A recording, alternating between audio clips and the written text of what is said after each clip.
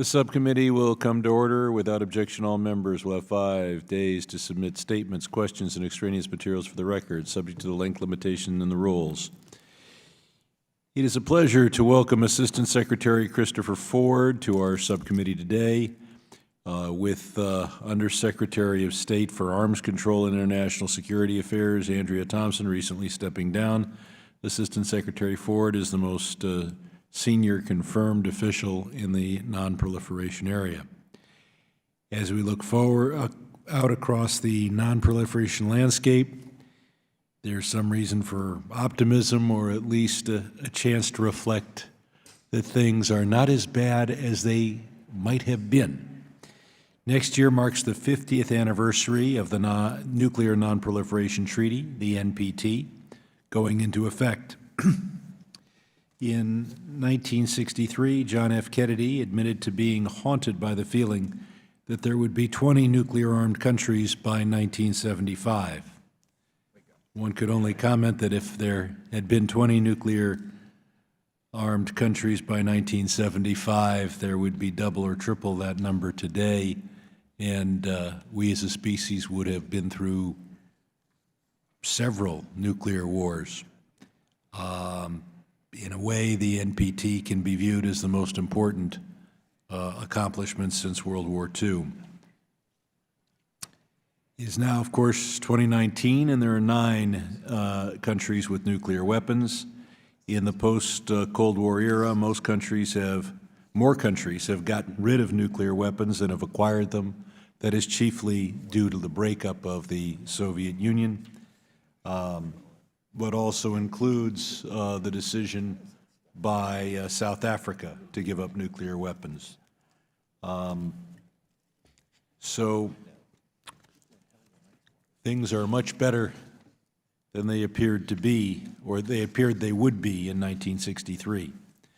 But past successes do not guarantee future results, and just because we have not had nuclear weapons used in anger since 1945 does not mean that that would not happen in the future. There are a number of pressing nonproliferation challenges today. North Korea is the latest country to acquire nuclear weapons, first testing a bomb in 2006. In recent years, North Korea has accelerated its nuclear weapons and missile programs, including testing of intercontinental range ballistic missiles, ICBMs, in 2017. Donald Trump and Kim Jong-un have been through a variety of different emotional states in their relationship, but whether it is a bromance or Little Rocket Man, the centrifuges in Yongbyon continue to turn, and North Korea continues to get each day more fissile material, perhaps another, well, we'll ask our witness, 6, 8 bombs worth a year. Of course, we're aware of the Singapore summit in June of 2018 and the following one in Hanoi. There hasn't been concrete results, and although North Korea has vaguely promised to work toward denuclearization, it's not clear what Kim Jong-un's definition of that word is or what his time frame is. Keep in mind that the entire world is committed to the end of all nuclear weapons, and perhaps Kim Jong-un will give up his nuclear weapons just as soon as the United States and Russia do so. Iran's nuclear program is a major concern for the United States.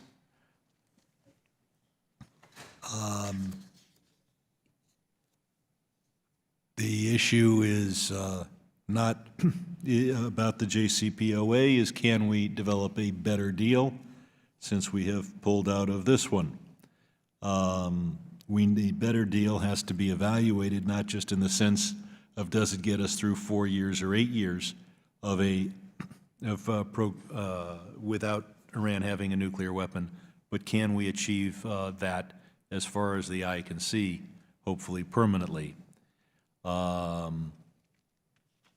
The chief advantage we got by pulling out of the JCPOA is it allowed us to impose sanctions on Iran. but sitting just where Assistant Secretary Ford is sitting, John Kerry assured this committee, the full committee, that if we went into the JCPOA and, to his way of thinking, stayed in it, we could still sanction Iran proportional to their non-nuclear wrongdoing. Since their non-nuclear wrongdoing is enormous, under John Kerry's view, we could have kept them in the JCPOA and imposed as many sanctions as the members of this committee could have come up with. So we look forward to hearing what we can do to work with toward a permanently non-nuclear Iran. Nothing drives this point home more than the recent decision to designate the Iran Central Bank because it supports terrorism, not for non-proliferation reasons, proof that we could have stayed in the JCPOA with all its imperfections and still impose the same sanctions. I have taken considerably longer to deliver this opening statement than I anticipated, and so I look forward to discussing, of course, Saudi Arabia's nuclear program, which gets far less attention than it should. But let me say, a nation that cannot be trusted with a bone saw should not be trusted with nuclear weapons. And we'll look at the fact that Japan is seeking to move down the reprocessing road in a way that poses significant risks to the non-proliferation regime. With that, I'll turn it over to our ranking member for his opening remarks. Thank you, Mr. Chairman. Thank you, Assistant Secretary Ford, for being here. And I, too, remember John Kerry sitting there and saying that a bad deal or no deal is better than a bad deal, and that was a bad deal. Thanks for holding this hearing. In addition to focusing on affairs in Asia-Pacific theater, this subcommittee has the task of oversight for nonproliferation, and I commend us for commend the chairman for bringing this up, because this is something we really need to discuss, to do an assessment and see what is going on in the world that we know about, that we can talk about in a hearing like this. I'd like to again welcome you for being here.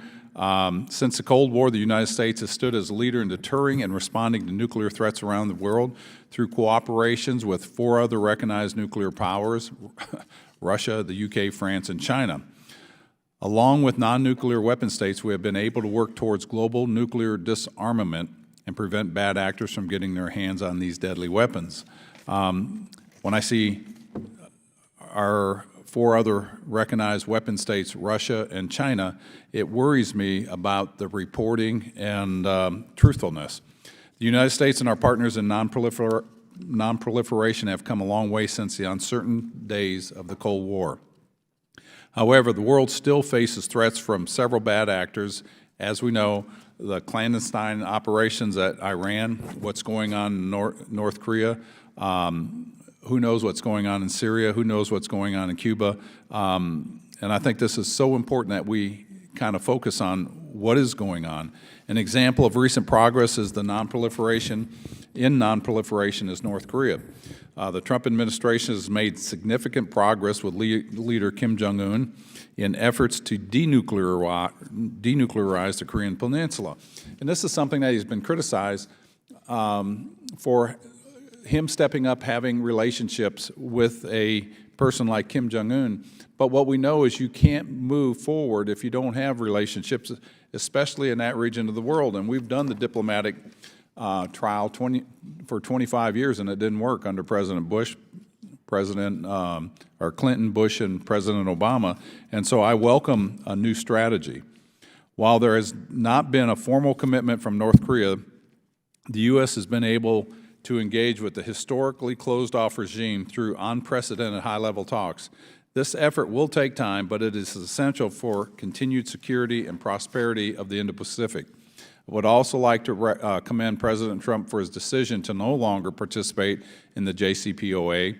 Time and again, Iran proved they had no intention to fully upholding their end of the deal. And we saw for 30 years it was a cat and mouse game, and every time they got caught, they denied it until we showed otherwise. If we do not continually hold our adversaries like North Korea and Iran accountable for their blatant disregard for the international rules and norms, these bad actors will continue to advance our nuclear capabilities, which could eventually bring us to a point of no return. And I think that's something we're all trying to prevent. With that, I'm just going to end my statement and look forward to hearing from you, and I yield back. Thank you. Does any other member seek time to make an opening statement? Seeing none, we'll hear from our witness.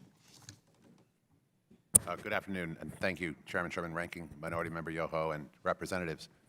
Thank you for the chance to appear before you today to talk a little bit about our vision and our priorities at the Bureau of International Security and Nonproliferation.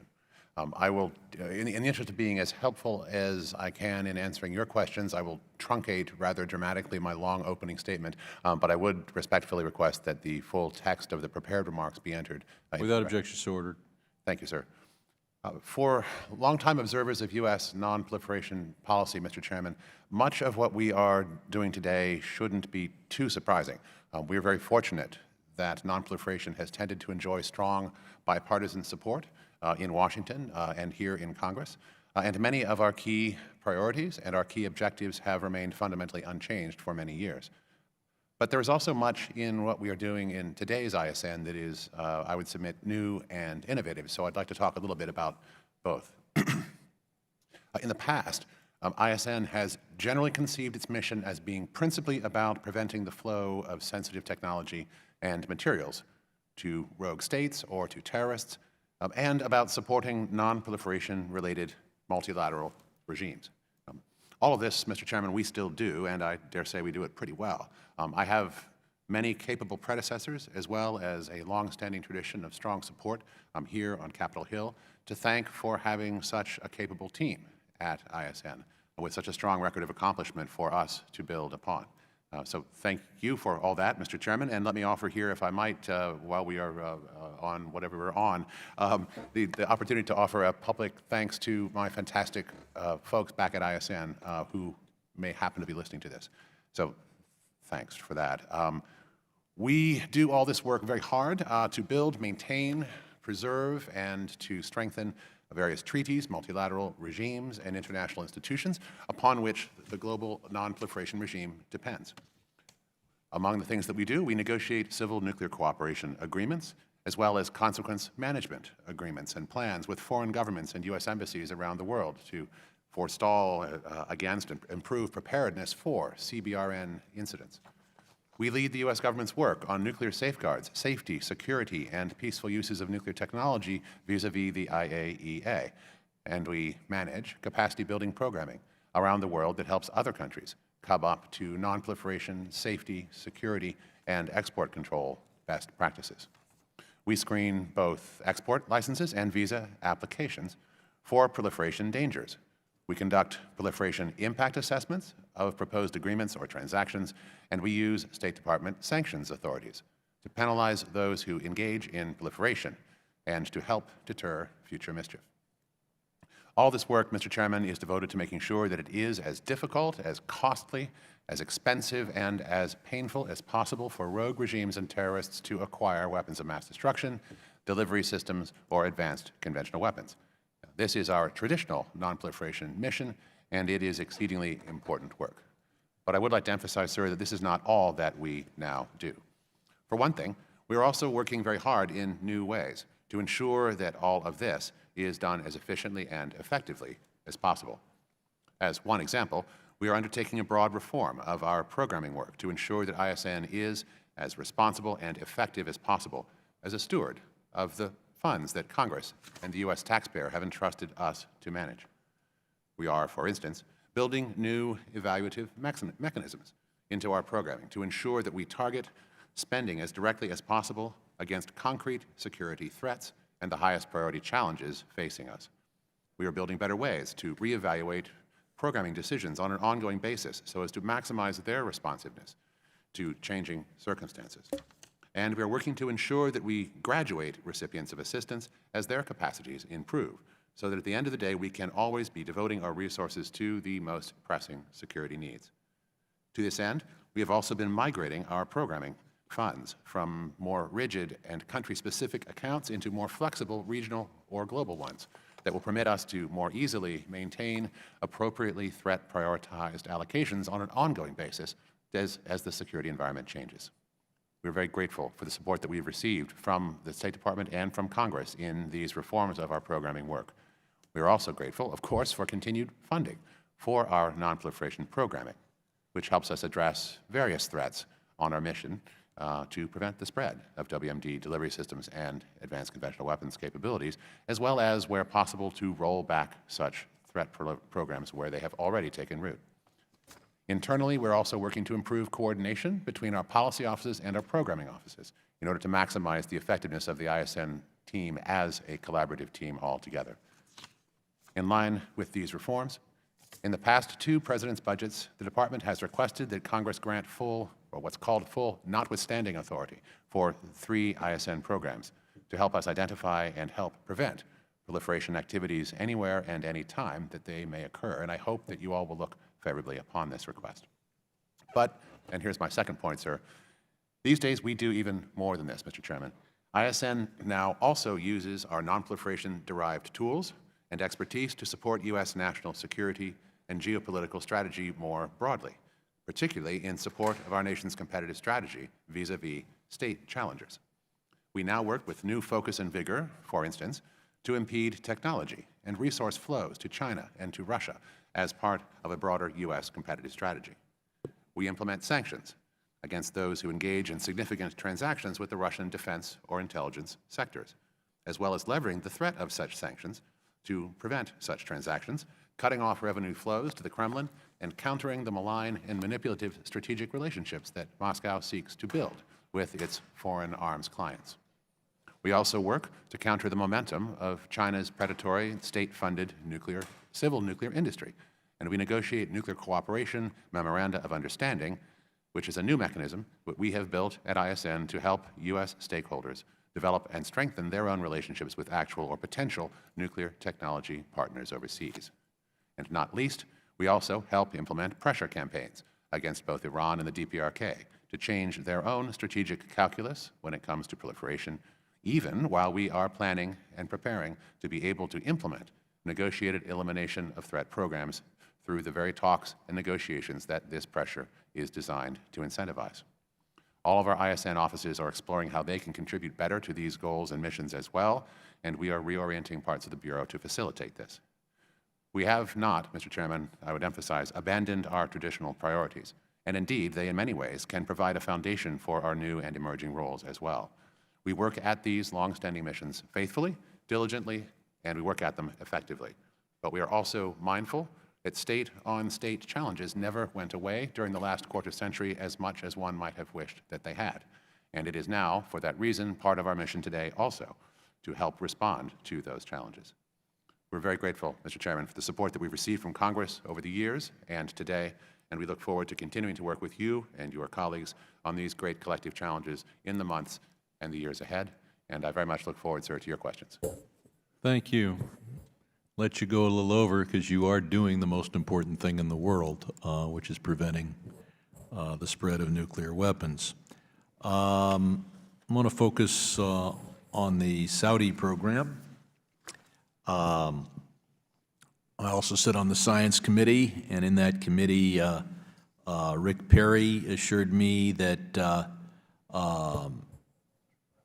the administration will not sign a 1-2-3 agreement with Saudi Arabia unless Saudi Arabia signs the additional protocol. He repeated that in a letter to the Saudi energy minister sent on September 4th. Since I like getting these assurances, I'd like to get one also from you. Will we sign a 1-2-3 agreement with Saudi Arabia if Saudi Arabia has not agreed to or signed the additional protocol?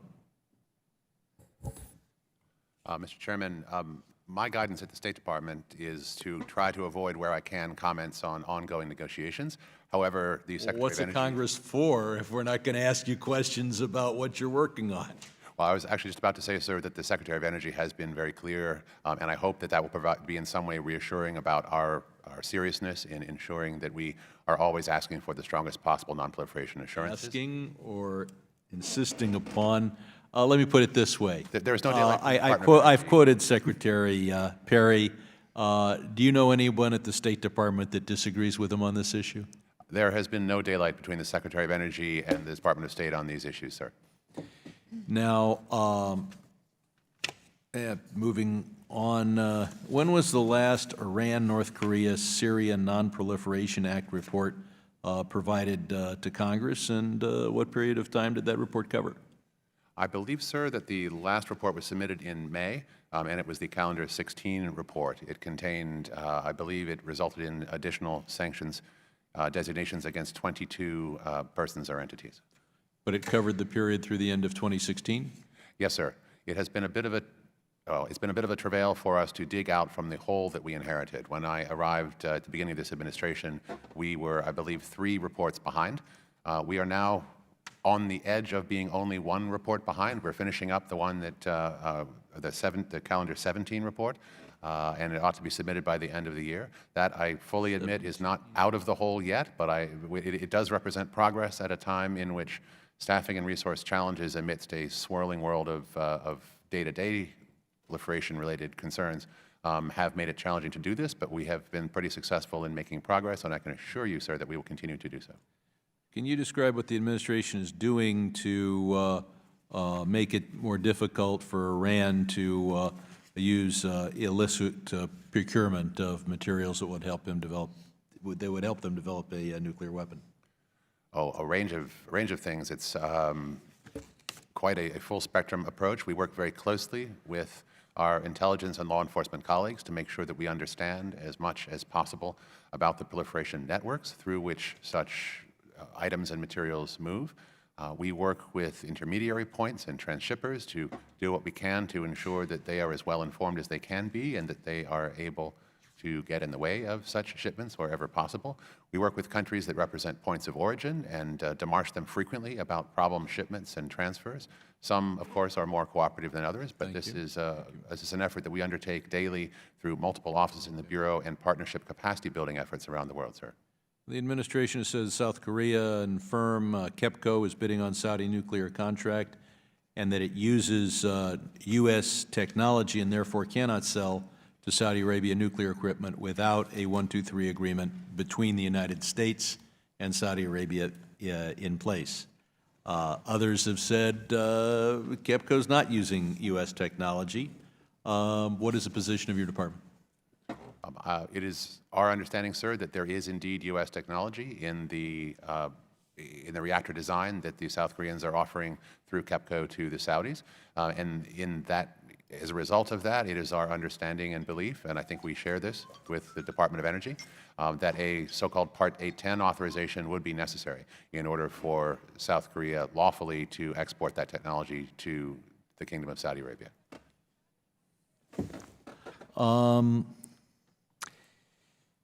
Let's see. So if KEPCO went ahead and bid without a Part 810 license, would that be a violation of U.S. law? I must confess not to be enough of a lawyer on these topics to know precisely what would happen, but I have to think that that would entail significant legal complications for the South Korean bid, sir. And do you know whether the South Korean government has agreed with us that this uses U.S. technology? I know that this point has been made very clear to them, Mr. Chairman. I would hope you would also deal with the East Asia Bureau.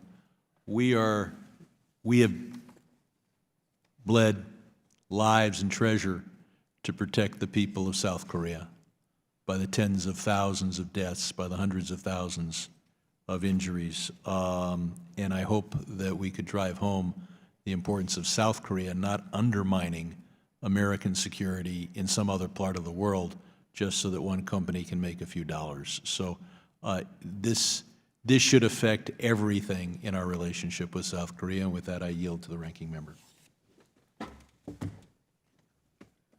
Thank you, Mr. Chairman. As we were talking earlier about the assessment of the state of the world with who has nuclear weapons, what are the counts, what are the best estimates we have, who are the good players, who are the ones that we can't trust. And we've seen over and over again, Iran's, the cat and mouse game we've had, or North Korea, the clandestine, that we don't understand really and have a good assessment. I know we have limited knowledge, and then you bring in other players that may be out there. And then, of course, China's out there, which, they don't have a strong commitment of holding up treaties and international norms. And so in your assessment, where you sit on nonproliferation, what do you see where we need to focus more on, where we may have dropped the ball, that we should do a better job? And I know you guys are doing a great job, but from Congress's authority to direct maybe a program or put emphasis somewhere else, I'd like to hear from you on that. Well, sir, I would not describe these 2 points as being dramatic unmet needs, but they are challenges on which we are working hard and on which progress has been modest, but there is progress. And the first being the general challenge of China, which continues to be, in effect, the proliferator's preferred point of origin for multiple systems around the world. I'm thinking in particular of supplies to the Iranian missile program, which have been the subject of enormous effort on our part and sanctions and démarches against entities involved for 15 years or more. We are working to do what we can with that. It is not moving as fast as anyone would like, and of course the Iranians have been working very hard to continue their supply networks. Another challenge related to that, sir, is the degree to which the Iranians, partly, I hope, as a result of our efforts and successes in getting countries to be better partners and build their export control capacity, controlling items in international transit, the Iranians are getting better at shipping items at lower and lower levels, or perhaps not even on control lists, and doing later assembly of various uncontrolled components back home. That makes it, in some respects, harder to do the kind of export control work that we do, and it forces us to rely increasingly upon working with partners to use so-called catch-all controls in their export control licensing or in their transshipment management. That is not impossible, but it is a more difficult and it's more of a non-traditional challenge compared to simply comparing what you see on a bill of lading to a control list from, say, the Wassenaar Arrangement.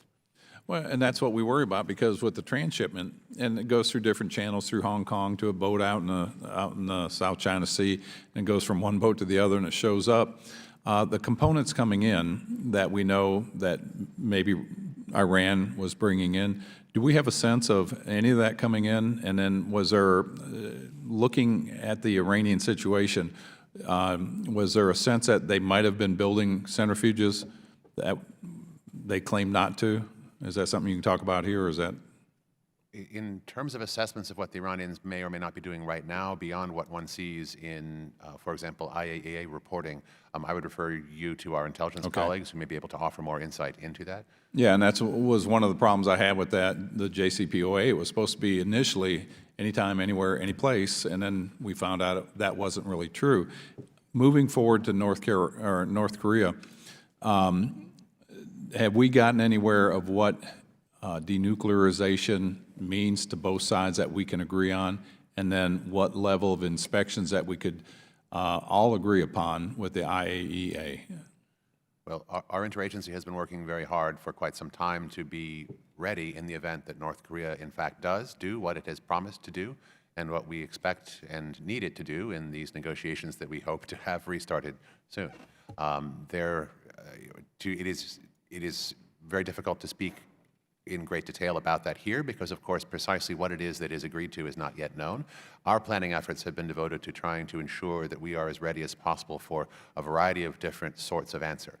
With respect to the IAEA, however, what we have made very clear, both publicly and to the North Koreans themselves, is that it's very, very difficult to imagine any scenario in which the IAEA is not involved in some way.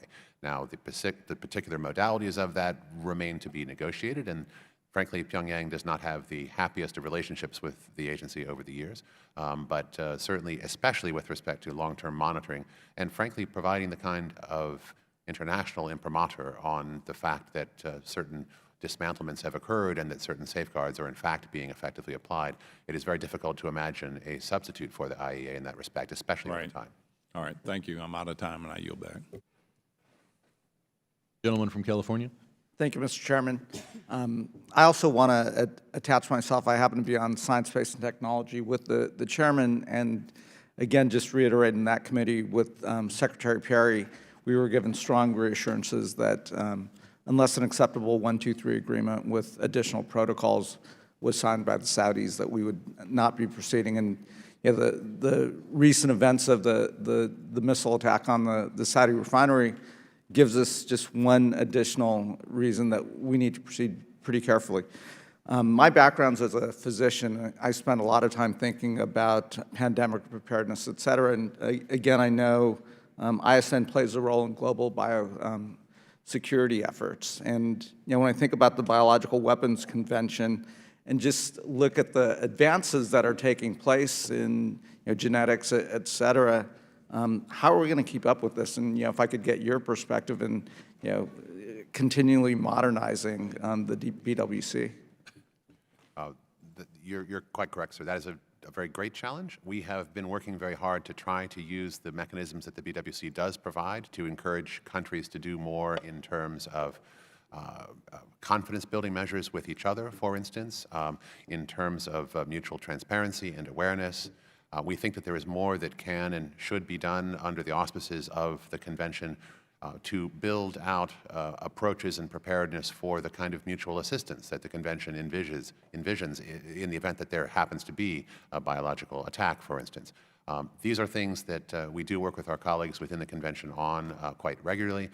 The intercessional process between review conferences has been a bit challenging because of foot dragging by countries such as Cuba and Iran, for example, and we have had trouble enticing some participants to, in fact, pay their dues that fund that intercessional process. So this is an ongoing challenge in managing this, but at the same time as we are doing this, we are also working very hard through our programming spending, for example, on doing things like securing biological facilities and labs and improving awareness of security practices in the life sciences that will hopefully, through these bilateral engagements, conduce to a better state of play, irrespective of what is or is not agreed or worked out through the convention itself. Yeah, we often spend a lot of our time talking about nuclear nonproliferation, but from your perspective as Assistant Secretary, what are the things that we should be focused on in Congress that can certainly assist your diplomatic efforts? There's still a large number of countries that are members of the BWC, but certainly don't have the same protocols that we're urging. And what would you like to see us focus on in that particular area? Well, actually, if I might put in something of a shameless plug for reforms that we are doing in our programming precisely in order to make them more threat responsive, I would point out that we are working quite hard, especially on the countering weapons of mass destruction terrorism front, to make sure that we are as responsive as we can be as our collective understanding of the evolving threats out there change. At the moment, the unfortunately hot topic is more on the chemical and biological side, and we are reprioritizing some of the work that we are doing to make sure that while we, of course, do not want to let drop the very important radiological and nuclear side of it, there is an unmet need in the CBW aspects of our programming that we are reprioritizing some funding towards. That is an important priority, and it is part of the threat responsive recalibration effort that we are doing with our programming, and we would certainly be delighted were Congress to assist and support these kinds of efforts. They are underway, and we think that they're very promising. And I can also promise that we are, as I alluded to in my written remarks, we are building in efforts to ensure that at any given point we are reprioritizing and reprioritizing and reprioritizing depending upon what we see in the shifting threat environment. At the moment in CBW, I cannot speak to what it might be in, say, 10 years' time, but we very much hope to continue to work with those who provide funding for these efforts to make sure that we can tell you at any given moment that the marginal dollar is always going towards the most important unmet need. Well, in my capacity as Chair of Oversight for Foreign Affairs, I'd love to have my staff reach out to you or your staff or find some time for us to meet and get into some of the specifics where we think there might be some holes and where we could be of assistance. That'd be a pleasure, sir. Great, thank you, and I'll yield back. Recognize the gentleman from Pennsylvania. Thank you, Mr. Chairman. Mr. Ford, it's a pleasure to have you here, and we appreciate your presence. We announced that we would no longer participate in the JCPOA in May of last year, and in September of this year, which is last month, no, it's this month. It's almost last month. It's this month. The IAEA reported that Iran started installing advanced centrifuges at its pilot uranium enrichment facility, and in July of this year, the reports found that both the quality of Iran's low-enriched uranium stockpile as well as the LEU's uranium-235 concentration exceeded the JCPOA's mandated limit. A couple questions here in regard to those two factoids. The July 2019 report, is that as of July, or when did they figure out that Iran had exceeded both the quantity and the concentration, and then reported? Was that the time that they found out, or did they find out sometime prior to that, and then that's when we got the report?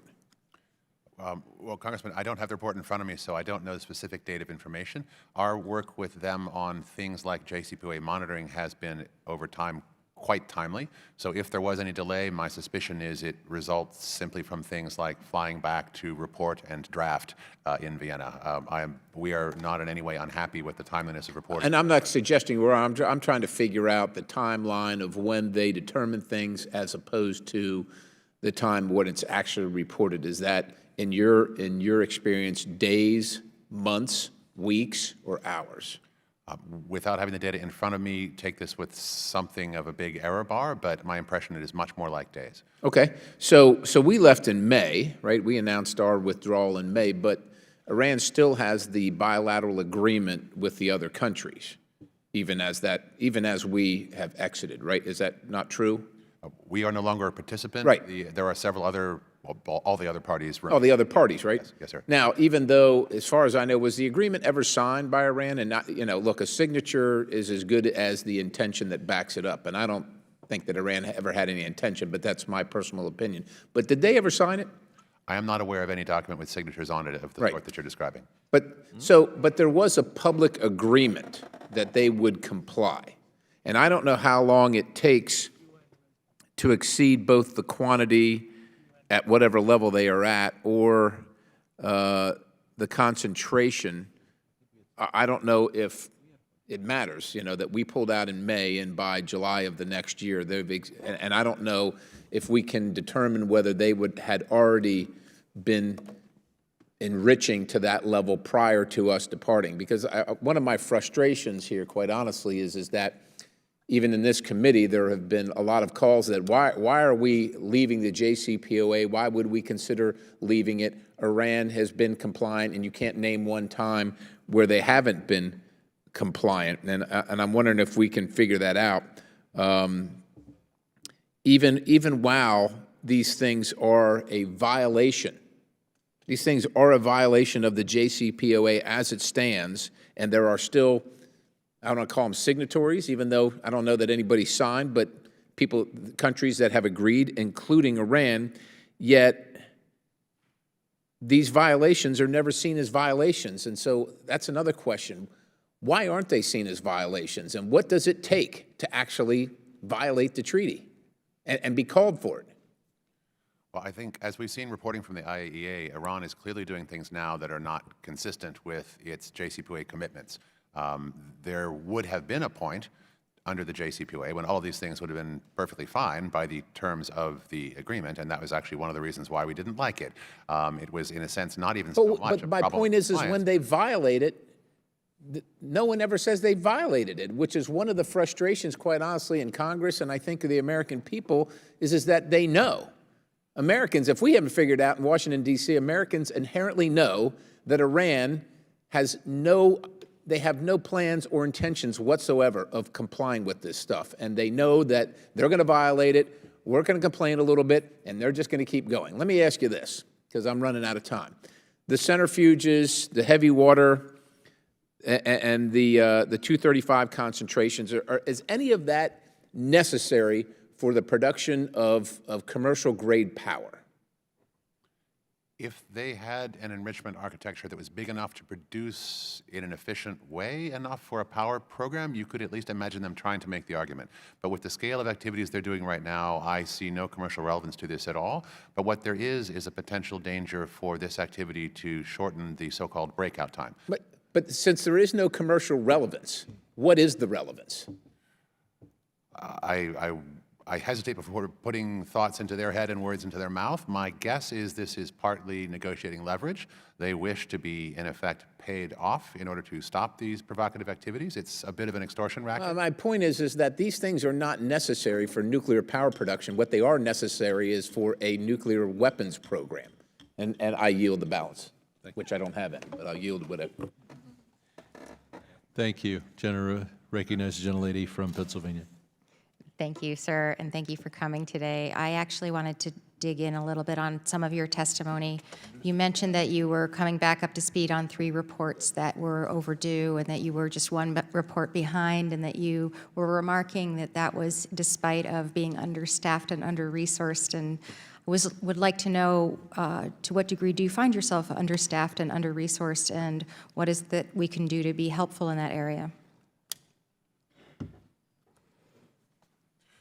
Well, we, in our budget request, for example, we have a request for at least a little bit of additional help in terms of FTEs that's being driven not just by ongoing workload, but by anticipated increase in certain types of caseload for some of the matters that we handle.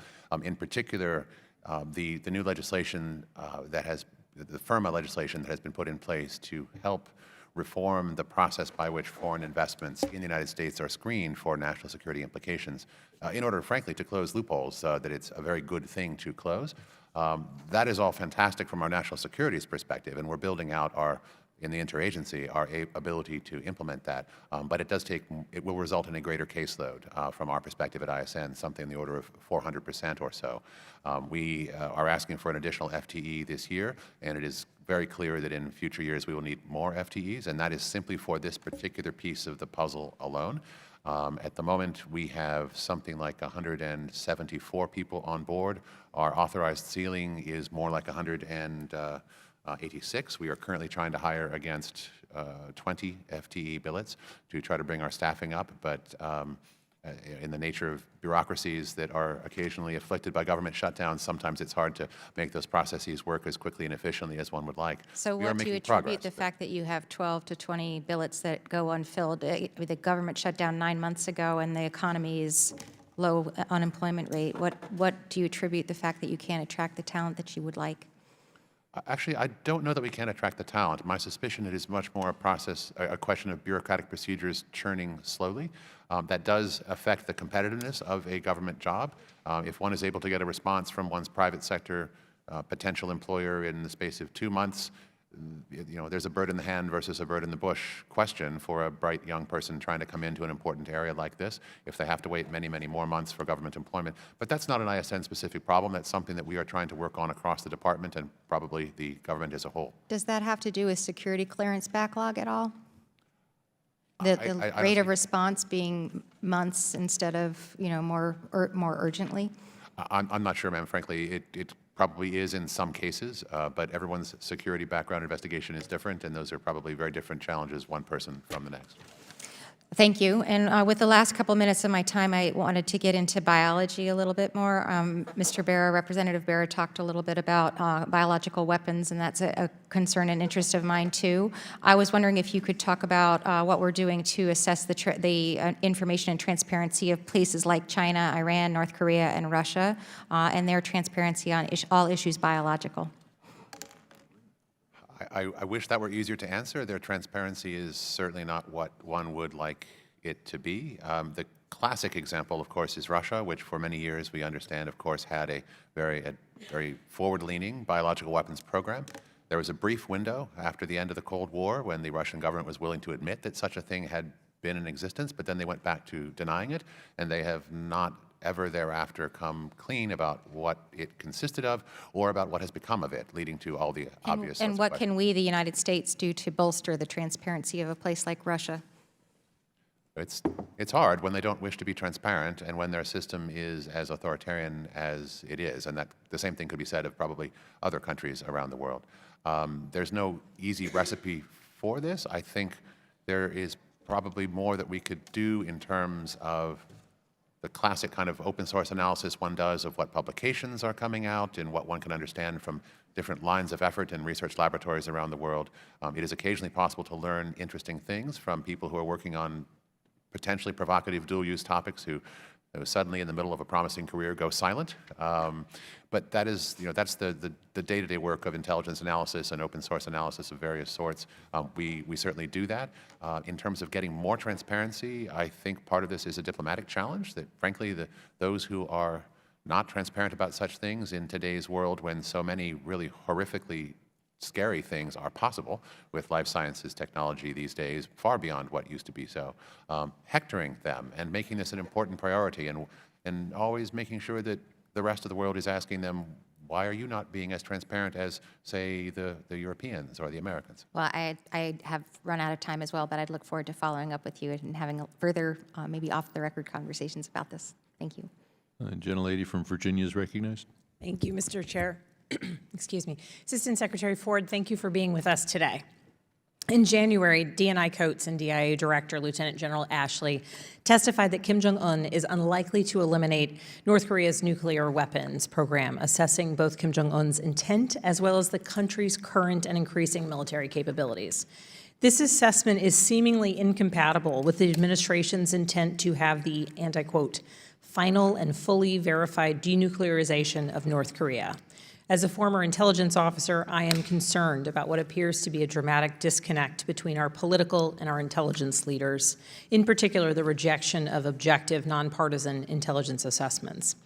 As the head of the International Security and Nonproliferation Bureau, whose primary mission, as you described in your testimony, is to prevent the spread of weapons of mass destruction and to help roll back proliferation where it has already taken root, what is your assessment on the likelihood of the complete and verifiable denuclearization of North Korea? Well, I would say that, well, there is no questioning of the IC's assessment. It is our hope, frankly, to persuade the North Korean regime to change its strategic calculus. Does it wish to? I would be surprised if it did. But has it promised to? Actually, in fact, it has. And trying to get it to follow through on the commitments that it has made in person to our president is the order of the day. No one, I think, would pretend that that is an easy, quick, or linear process, and nor would anyone guarantee that it, in fact, will work. We do think it would be unconscionable not to try, given the stakes involved, and we are working very hard to make sure that our diplomats are prepared in a way that allows them to be technically proficient and able to reach deals with the North Koreans that come as close as humanly can become to the goal of final and fully verified denuclearization. That's not a guarantee it will work, but it is an absolute commitment to give it a very, very serious try because of the stakes involved. And do you have an estimate of approximately how many nuclear weapons North Korea has destroyed since negotiations began? Has destroyed? I don't have an estimate of that, and I would encourage you to talk to the intel folks about that. Okay. And to your knowledge, has North Korea slowed the production of fissile material during these negotiations? North Korea has committed to, in effect, a moratorium on nuclear testing specifically and on long-range missile testing. There is no commitment that I'm aware of that goes beyond that, but in terms of what they are thought to actually be doing or not be doing, that might be a better topic for a different room and perhaps an intelligence community witness. Wonderful. And in your perspective, from your perspective, what is the best outcome that we could potentially expect from these negotiations, and what do we need to get there? Well, I mean, I suppose the best outcome is what we are asking for on its face. We have offered the North Koreans a very dramatic swap, if you will.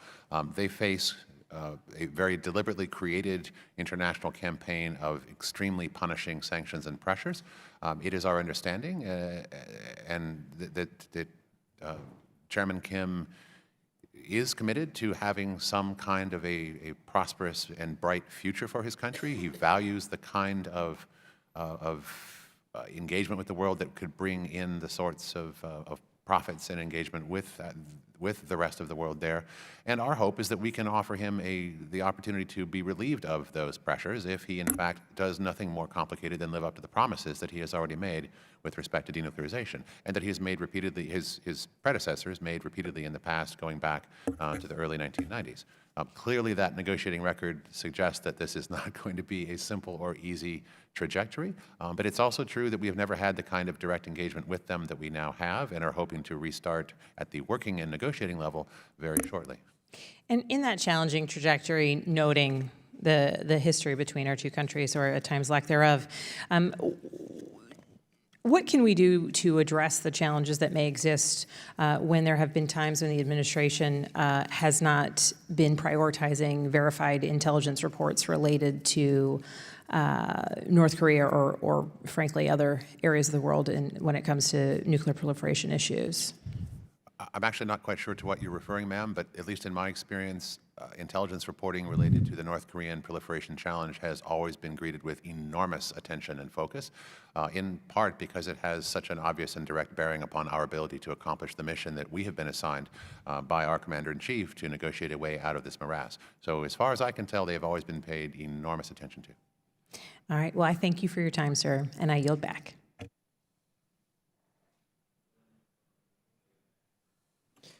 Thank you, Mr. Chairman. Dr. Ford, the New START Treaty restricts the number of American and Russian nuclear warheads and delivery. If the gentleman will yield, I need to warn the witness, we're probably going to do a second round, so don't expect this day to be over in 5 minutes. Well, I thank you for your forbearance then. You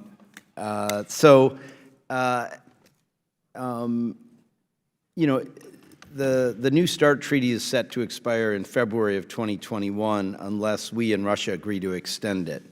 Does the administration have a position at this point as to whether the New START Treaty should be extended? To my knowledge, that decision has not been taken yet, but I have to give the caveat that that is not my lane in the road at the Department of State, so I may not be the best person to answer that question. All right, thank you. I will follow up with them. I think it's important that we try to continue.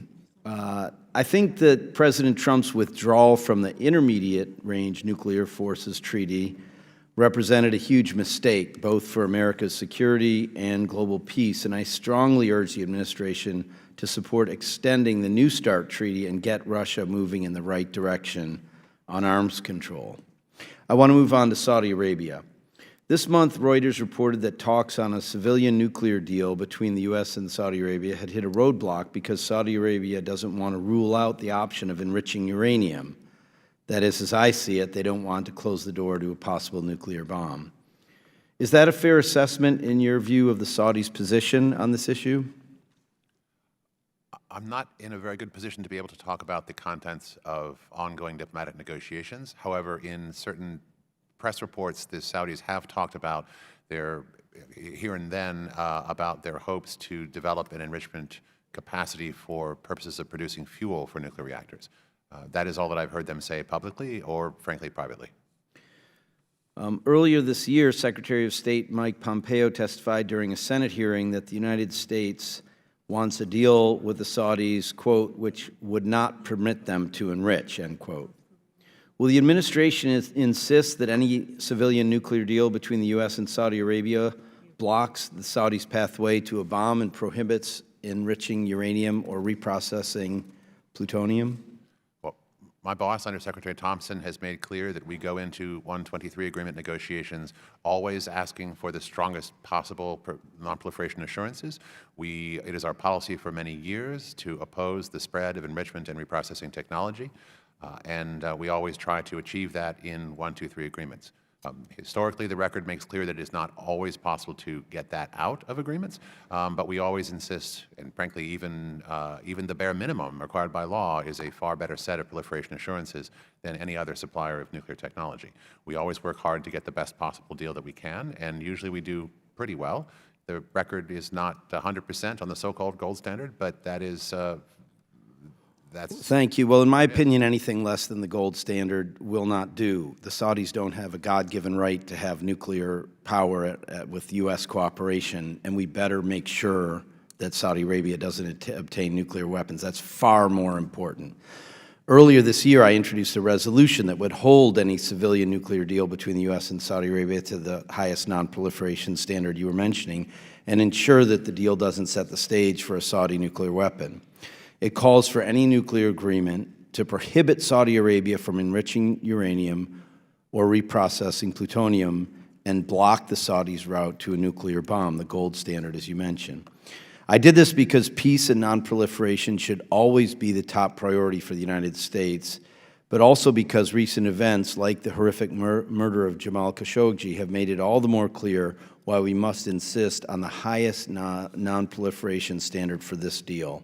We cannot allow a civilian nuclear deal with Saudi Arabia to create a pathway to a nuclear bomb, period. Thank you, Mr. Chairman. I yield back the balance of my time. Thank you. The gentleman from Michigan would be happy to know that we have a provision that I wrote in the NDAA that goes quite far in the direction you're suggesting, and I look forward to yes, I hope it survives. Thank you. I look forward to your help in getting it to survive. You've got it. I'll now recognize the gentleman from Virginia. Thank you, Mr. Chairman. And I'm going to follow up on a point you made, Mr. Levin, if you got 1 minute. But first, unfortunately, I was at another meeting when our colleague from Pennsylvania asserted that there were violations that had been ignored pursuant to the JCPOA, the Iran nuclear agreement. And let the record show that even the United States government had to certify until it stopped doing so in general. But the IAE certified, and I was there the day they issued their last certification this late spring this year, that in all metrics, all measurements of expectations set out in the agreement, Iran was in compliance with respect to the level of enrichment, the storage of enriched uranium, centrifuges, inspections allowed at facilities, the deconstructing of the plutonium production reactor core, and others. And we're all entitled to our own opinion. We are not entitled to our own facts. And frankly, by distorting facts or ignoring facts, in my view, to justify walking away from an agreement many didn't like to begin with, we have now almost certainly set in motion the very thing we wanted to avoid, a nuclear Iran. And we looked success in the face and decided to despise it. And I just think that's a destructive policy. And I think the time has come for even those who were critics to admit it was working and that there is every urgency to either reconstitute it or try to reengage. But I don't know how serious human beings can reengage with the very power that convened people in the first place and wrote the treaty and then renounced its own treaty. The damage done in our credibility isn't just on paper. It's real, it's palpable, and it's going to damage the ability of the United States on many fronts to play interlocutor, to play arbiter, to play chairman in bringing together parties of disparate views on important issues such as this one.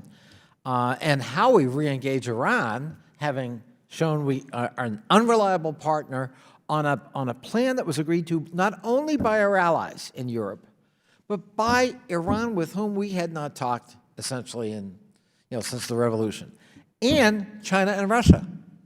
We brought them all together, a signal development. And we blew it all apart. And from my point of view, we blew it all apart because the current President of the United States didn't like the previous President of the United States having anything by way of concrete achievement to his name. That's a petulant, peevish reason to damage the national security interests of the United States and to, frankly, reinject the nuclear issue in a very volatile region of the world. Just a point of view. I'm sorry Mr. Perry isn't here to hear it. Following up on Mr. Levin's point about gold standard in Saudi Arabia, Mr. Assistant Secretary, are we not a little bit concerned that if we, in fact, accept something less than that, that it then could unintentionally lead to proliferation because lots of other countries are going to look at that and say, we want a lesser standard too? Actually, historically, sir, very few countries, in fact, only two, have ever agreed to the gold standard, and they had their own very peculiar circumstances. In one case, there was already domestic legislation prohibiting enrichment and reprocessing in the United Arab Emirates. So it was essentially not much of an ask at all for them to be to sign up in a 1, 2, 3 to those rules. The other case being Taiwan, and as the result of I'm sorry, I'm running out of time, my fault, but I'm not understanding your point. Mr. Levin said we should not settle for anything less than the gold standard with respect to Saudi Arabia. Are you giving a rationale for why we will accept something less than the gold standard for Saudi Arabia? No, sir. I'm trying to explain why it is hard. And another reason why it is challenging is that I wish that all the other nuclear suppliers around the world Well, had powerful let's stipulate it's cared about hard, this as much as you all do. Mr. Ford, I'm running out of time. Let's stipulate it's hard. But what's the goal? What's the policy? Do we want the gold standard for Saudi Arabia, especially in light of their recent behavior? Mr. Khashoggi was my constituent, and I still mourned what happened. And I think we ought to be tougher, not weaker, with respect to Saudi Arabia across the board. But irrespective of that, we don't want a nuclear proliferation any more than we have to have it in the region. Why wouldn't we insist on the gold standard in Saudi Arabia other than it's hard? What I was actually, forgive me, sir, I did not realize he was your constituent, and let me say that it was a horrific and ferocious and tragic situation, and one can only mourn for his loss. We have pressed the Saudi government strongly for full accountability for all those involved, and I dearly hope that that happens. With respect to the gold standard, the point I was trying to make, sir, is that unfortunately this is no longer an era in which the United States market share in the nuclear business allows us the opportunity to simply dictate terms. The challenge in this is finding the spot that allows us to get the strongest possible nonproliferation assurances without asking for the unachievable perfect in such a way as that it drives would-be counterparties to deal with other suppliers who frankly don't care, in some cases, much at all about these kinds of assurances. And where one can go running to another supplier who doesn't ask those complicated nonproliferation strings, we have a very difficult negotiating challenge. We absolutely try to get the best that we possibly can in every single circumstance. It is hard in advance to say what that will be in any given case, but I can assure you that we are trying as hard as we possibly can, and Secretary Perry has also made very clear our seriousness in trying to push this as far as it is possible to push it. We look forward to pursuing it with you. Thank you, and thank you, Mr. Chairman. Thank you. We'll now do the second round. I'll recognize myself for 5 minutes, and I've got a lot of comments. The first is that MBS, the Crown Prince, says, we want the same deal as Iran. And I think that in a way they should get it, and that is this. If you start a nuclear program and don't have a 1, 2, 3 agreement with the United States, you should get the kinds of sanctions that we impose on countries we expect to proliferate. If Saudi Arabia wants to be an enemy of the United States on a par with Tehran, they can go down the Tehran road. And the only way, you're right, we're not we don't have the market power in the nuclear field to cause countries not to proliferate, which is why you have to deal with the other parts of the U.S. government and use the economic power of the United States and the fact that other countries are dependent upon us for their national security, because otherwise you've got nothing, to negotiate with. The countries always want to keep their options open. As to the Iran deal, I think Iran has now asking that whatever new deal is put together be ratified by Congress. There has been an opinion on our side that anything signed by the president, who's a Democrat, is morally binding and legally binding on the American people, whether Congress ratifies it or passes legislation or not.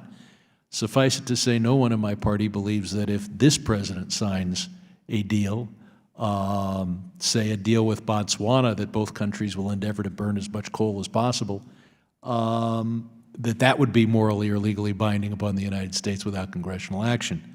So it wasn't a treaty.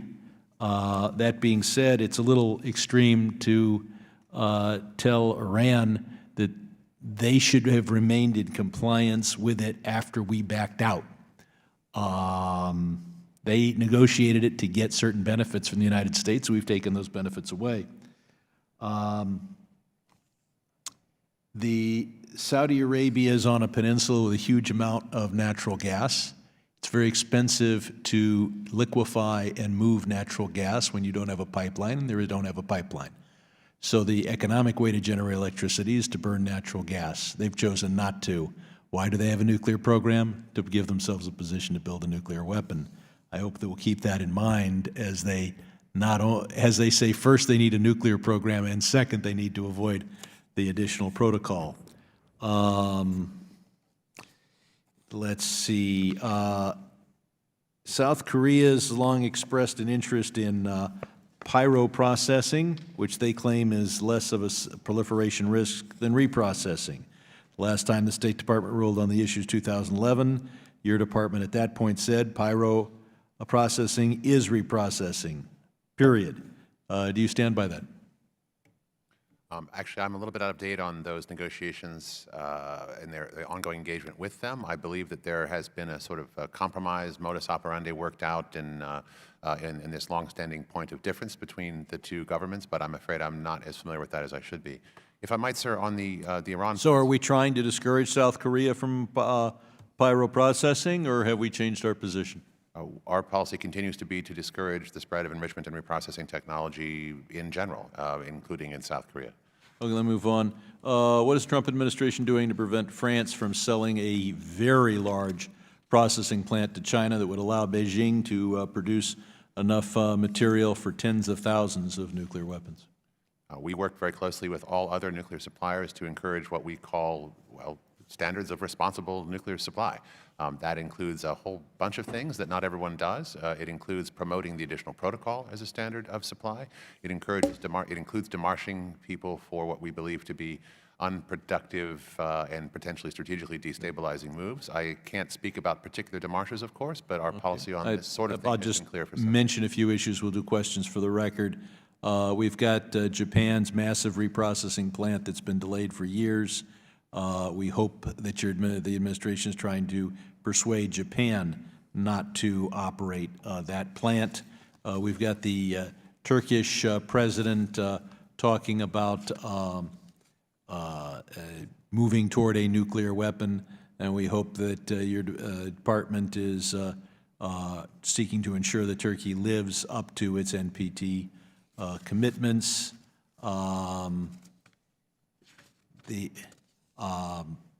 And I will want an answer for the record explicitly on why the administration has taken action to prevent Iran from shipping enriched uranium out of the country. I also oppose the JCPOA, but I think that getting enriched uranium out of Iran is a good thing. And with that, I'll recognize the ranking member. And if I might, you don't need to wait for the record for if that. you want to indulge me for the time, I'll get an answer. Sure. Forgive me. Up to you all. I was just going to say with the issue of shipping uranium out of Iran, the fuel swap that was set up under the JCPOA, for which we dropped our previous waiver permission, was designed to give the Iranians an opportunity to continue to enrich. It allowed them to enrich, to keep enriching and not exceed the cap, because Yes, I mean, but now they've broken through that cap. The cap was imposed by an agreement that we renounced. But they didn't need that fuel swap to start with. They're perfectly capable of downblending.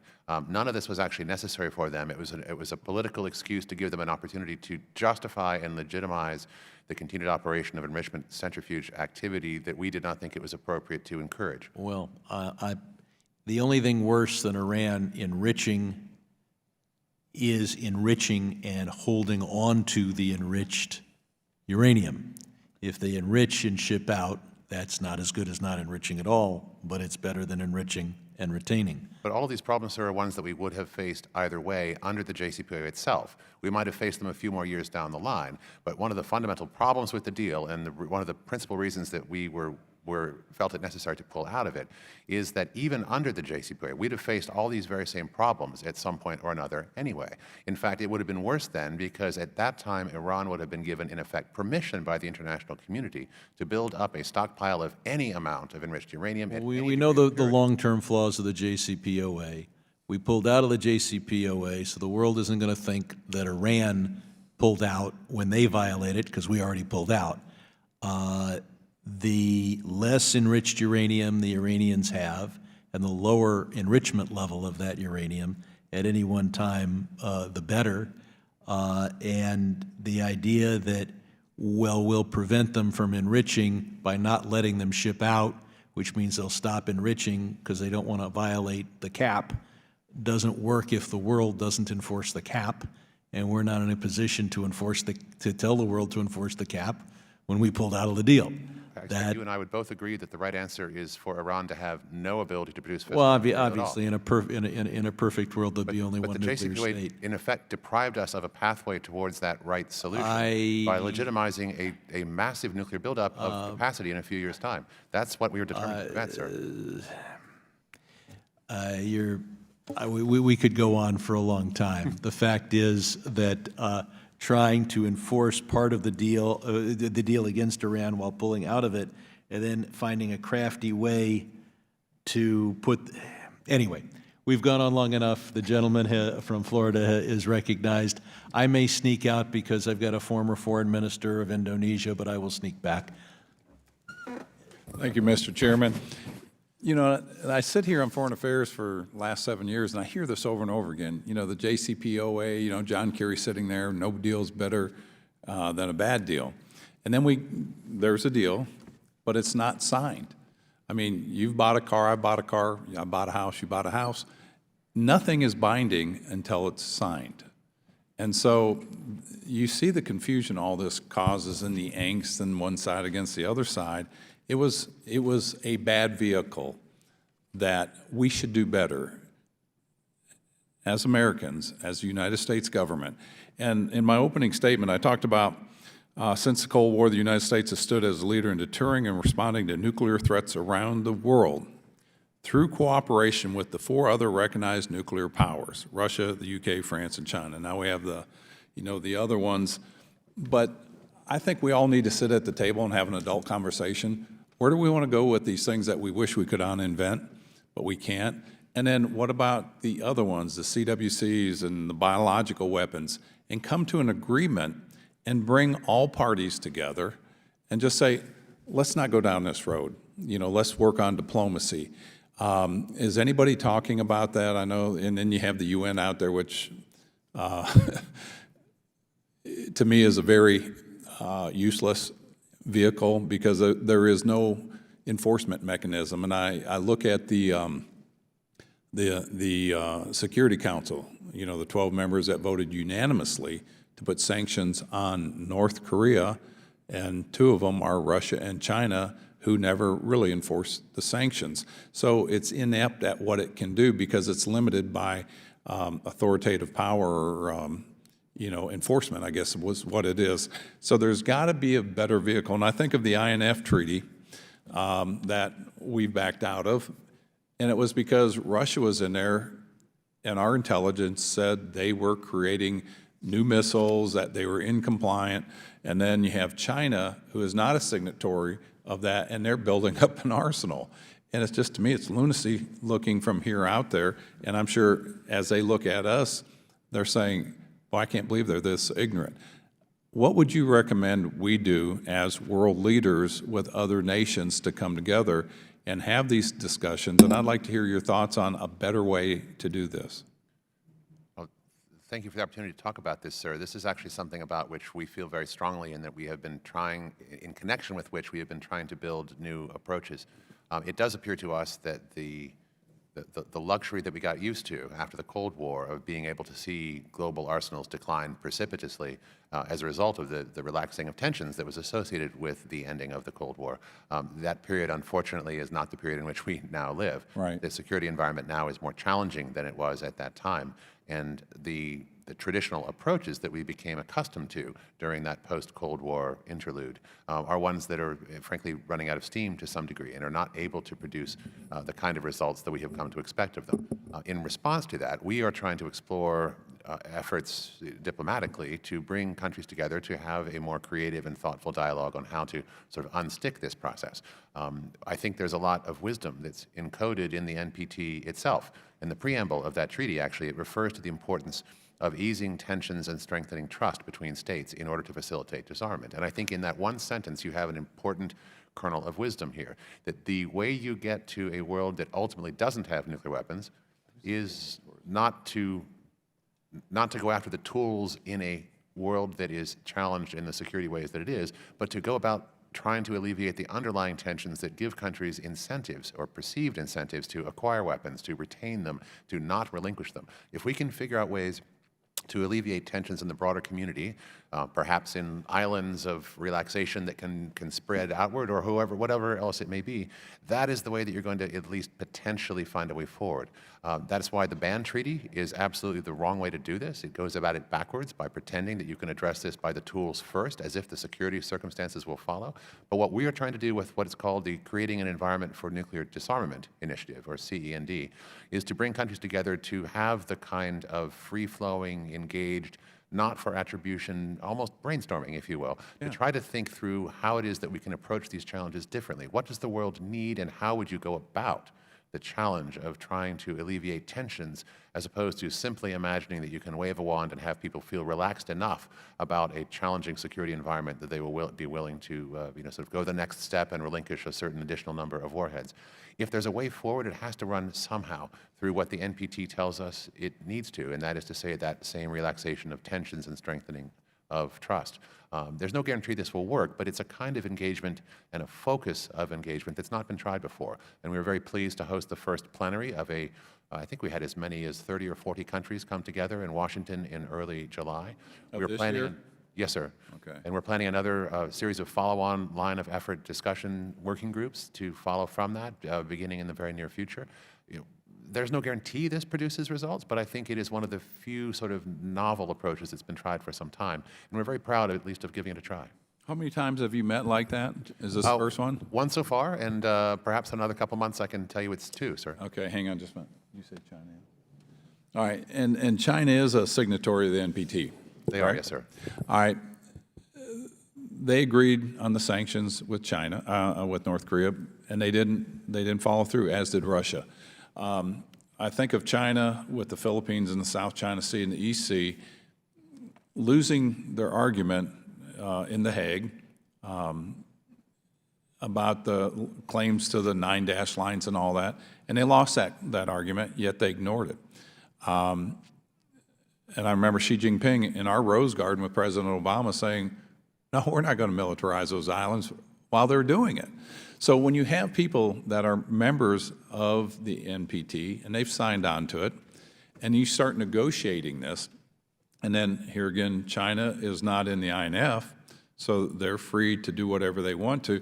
We need a collective bringing these countries together and say, all right, to de-escalate to de-escalate where we're heading now and to prevent future conflicts, hopefully, maybe artificial intelligence will be the panacea of preventing future wars.